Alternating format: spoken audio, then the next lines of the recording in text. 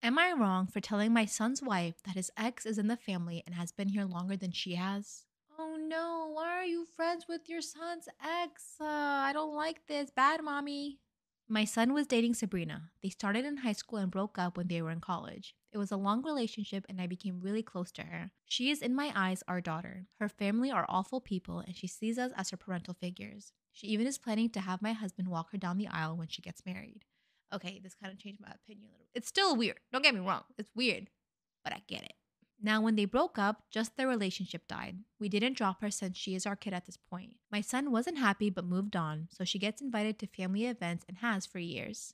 My son, now 27, is married to Bethany, and she is a nice person. We never clicked. We don't have much in common, and they live 2 hours away, so it's hard to plan stuff to get to know her more. Really, I'm sure it will grow in time. Now we had a picnic and all the family members were invited. So Sabrina was there as normal and I thought the night was nice. Bethany came up to me at the end of the night and expressed that she is uncomfortable with her husband's ex being everywhere and if I couldn't invite her for family stuff. I told her no and that Sabrina is part of the family and has been part of the family longer than she has. If there is an actual valid reason like her being rude, then I would consider it, but she has done nothing.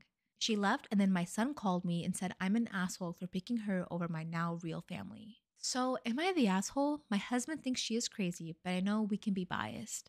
Small edit. I will make this clear. She may not be my kid by blood, but everything else she is my daughter and has been for 10 years. Also, Sabrina is engaged, so no, she doesn't want to get back with my son, and I don't want them to either. Yes, I have invited Bethany to do stuff with me. It's always been a no. I won't disown Sabrina by disinviting her to family events. I will be saying I don't see her as family if I disinvite her to family events she has gone to for about 10 years. This is asking me to choose between two children. I will not disown one. My 21 female boyfriend, 21 male, wants to go traveling with his ex for 5 weeks. Okay, yeah, you let him go, and then he just doesn't have a girlfriend anymore. Easy fix. Title alone, red flag. I, I cannot fathom there be anything in this text that will make me think it's okay for him to go traveling with his ex for 5 weeks. But let's see if it can change my mind. My boyfriend wants to go to South America for 5 weeks in the summer. For reference, we're from the UK. He hasn't done heaps of solo traveling before, and it's quite a long trip to go on his own, especially somewhere so far away. I have work that I cannot take off, so it's definitely not an option for me to go. None of his mates can afford the trip and are bad traveling partners based on previous experience. The only person who is really suitable to go with him is his ex-girlfriend. See, I was thinking something like maybe he had like a previous trip already like with her and had all this money down that he wasn't going to get back, and I still wouldn't have been acceptable. But this is like, girl, they are not exes. Details of the ex. To be honest, they are hardly exes. They fancied each other for 2 years and went on a bunch of trips together. They travel really well together. Nothing happened between them. Girl. Nothing happened between them because they were both a bit useless about making a first move, so it never really went further during this time. But they were both interested. Please, do not blindfold yourself to the truth. Eventually, they started dating, but my boyfriend moved away, so they were long distance for 2 months. Their first kiss was 2 months into their relationship, but they never slept together. And a few days later, they broke up. She broke up with him because her therapist told her it wasn't good for her to be in a long distance relationship right now. Since their breakup, however, they have remained quite close friends. They've been on a couple trips together since and have kissed a few times since then, but nothing further than a drunk peg from what I gather. You have to understand, if he wants to go traveling with his ex, you don't think he's going to minimize the relationship he had with her? You really think he's going to give you the nitty-gritty details? No. They remain super positive friends who text sometimes, never really call, and see each other when they happen to be in the same place. Now, this idea of his 5 weeks traveling has come up, and I feel anxious at the thought of him going with his ex-girlfriend. I'm sorry, I would not be happy with my man going with any girl for 5 weeks, let alone his ex. Really, not a lot happened between them, but I note that they had a very close friendship for a long time and attraction on both sides. I feel as though 5 weeks spent with your ex who you fancied for so long is just recipe for disaster. You would be correct. We have spoken about this already, and he understands and agrees with many of the points I make. I feel that I can't tell him what to do or what not to do, and I don't want to come across as a controlling girlfriend. The thought of this just makes me feel so anxious since we've got something really good here. So what is your advice?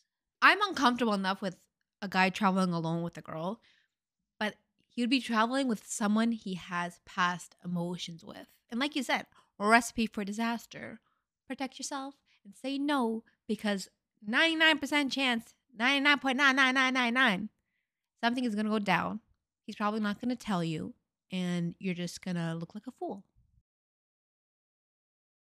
What we believe was our daughter's paranormal moment as a toddler. From the time our daughter was just about a year to just over 2 years old, we periodically got woken up to the sounds of her giggling, to flat out cackling and squealing in excitement. When either of us would get up to see what the fuss was about, she'd be standing or sitting at any of the 3 sides of her crib looking up. One day I was holding her and walking from each framed photo of family members. I'd point to those in the pics and say, "Who is that?" I pointed to her mom, myself, my mom, my mother-in-law, my sister-in-law, my brother, his wife. Each time, she'd say her word for that person. There was a collage with a number of people, memories of the past my wife and I made and framed. There were people and friends who were no longer with us / passed on, including my father, who'd passed away a decade before our daughter was born. I started pointing at people, and if she didn't know them, she'd look at me real fast and hold the palms of her hands up like, I don't know. So I'd point to the person again and say their names. She'd do her best to repeat it. In the collage was a pic of my late father and I.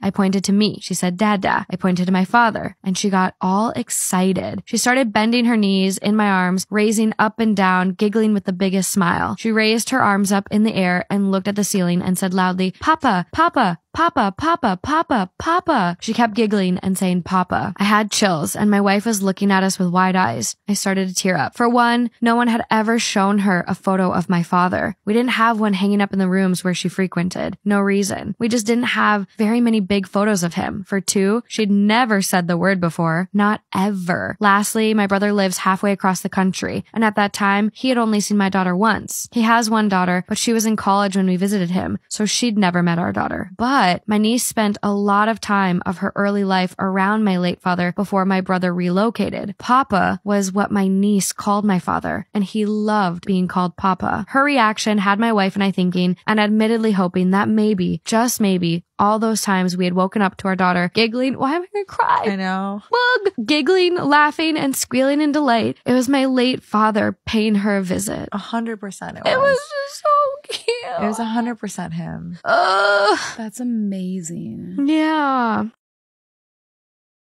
I grew up in a small town. Total population was maybe 2,000. Everyone knew everyone else, or at least knew your family members. It was a safe town with mostly middle-class working families. Nothing major ever happened, and the crime rates were low. I grew up feeling safe and secure. To note, I grew up in the 90s. Hey. One summer day, my good friend Jenny and I were out for a bike ride. We were 11 or 12 years old. We were allowed to bike anywhere we wanted as long as we didn't leave our town, and we wore our helmets. There was a new road being constructed in between the two main neighborhoods. The new road was to provide a shorter way of accessing the main road to get to the next town. At the time, the road was still under construction, but was nearly complete. All that was left was paving and painting. Jenny and I decided to bike down the gravel road. At the halfway point, we noticed a man walking. He was early 30s and very handsome. I didn't recognize him, and Jenny didn't either. As we got closer, he broke out in a big smile and said hello. We said hello back as he didn't seem threatening or scary. He asked us if we were having a good summer, and we said yes. He told Jenny and I that he was a photographer from a nearby city and was in town to scout out models for his new postcard company. He said Jenny and I had beautiful features. He said everything in a very flattering way that made us feel special. He said we could be models. So he asked if he could take our pictures.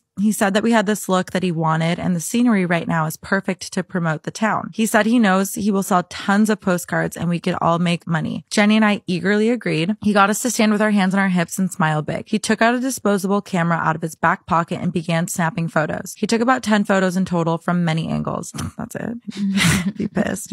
I remember feeling a little uneasy, and he said we should probably go because we needed to be home soon. He said he would get in touch with our principal on the first day of school to give us some money from our postcard sales. We foolishly confirmed, and we went to the local elementary school, though it was the only elementary school in town, so it wouldn't be hard to figure out. Neither Jenny or I remember to this day giving him our names. This was an important detail for later. Jenny and I talked about becoming famous on the way home. I told Jenny that I wondered why he didn't have a professional camera. She said that she wondered that too, but we agreed cameras are expensive, so maybe he just didn't have a nice one in case it rained. That evening at supper, I told my parents about my potential newfound fame. They were horrified and got on the phone with Jenny's parents. The two sets of the parents called the police and gave statements. Police sort of downplayed it and said it was unusual, but nothing criminal had happened. My parents had a long talk to me about safety, as did Jenny's parents with her. The following spring, Jenny and I were hanging out together, this time a little older and a little wiser, and a lot more cautious. We were walking along a quiet side of the street, just talking about music and TV and shows. A minivan approached us and slowed down. A friendly-looking woman asked us if we knew where Smith's Road was. We told her she needed to drive down for less than a minute, and it's the first right-hand turn. She said she was having difficulty finding it, and would we mind hopping in and showing her? No. I instantly told her no. Jenny also declined. Then the woman said it was okay because she knows who we are. She called us both by our first names and said she saw us on a postcard. No. Nope. Whoa. Remember, they didn't give him their names. By now, we were both freaked out. We were on a stretch of the road that had no houses. The nearest one was about 100 meters away. And it wasn't common for people to have cell phones back then, so neither Jenny or I had one. The woman continued to ask us to get in her minivan. Jenny, who was normally super chatty, was staring into the vehicle intensely. Her body language was stiff, and I could tell she was scared. Suddenly, and seemingly out of nowhere, Jenny screamed, "Run!" I didn't know what was happening, but I ran and followed Jenny. We ran off the road and through a field and into a yard into another street over. I recognized the yard and the house as belonging to a school teacher. We pounded on her door and she answered. We told her what happened, and then Jenny said something I will never forget. She said she saw the photographer man from last summer crouching down in the very back row of the seats. Police and our parents were called. We gave statements and a vehicle description as well as descriptions of the man and woman. Unfortunately, the police were never able to locate them. Jenny and I never saw them again. We had some serious trust issues with strangers after those encounters, and I had nightmares of being kidnapped into early adulthood. Always make sure to teach your children that strangers are not safe, no matter how nice they are. My situation could have had a much more unfortunate outcome if things had gone even slightly different. Those are two people I sincerely hope to never meet again. Wow. Jesus, that's terrifying. Am I wrong for ruining the family gathering over a joke that my sister made? I swear stories like this really make me wonder if they're even real. Because what? For some context, I, 28 male, and my wife, Claire, 25 female, are expecting. Claire is 8 months pregnant and our son is expected to be born November 2023, but this isn't our first pregnancy. Claire got pregnant 2 years ago, but the day our daughter was born, she passed away, and this crushed us both mentally, especially my wife. Well, I have a sister, Hannah, 19 female, who for better words lacks empathy. Our parents always try to defend her and try to say she has a dark sense of humor, but this time she took it way too far. We were at a family gathering yesterday and everything was fine until the topic of pregnancy came up. Everybody was asking how Claire was, and some of the females like my mom, aunt, and grandmother were asking about the birthing plan. That's what my sister says while laughing. Let's hope this baby isn't like the last.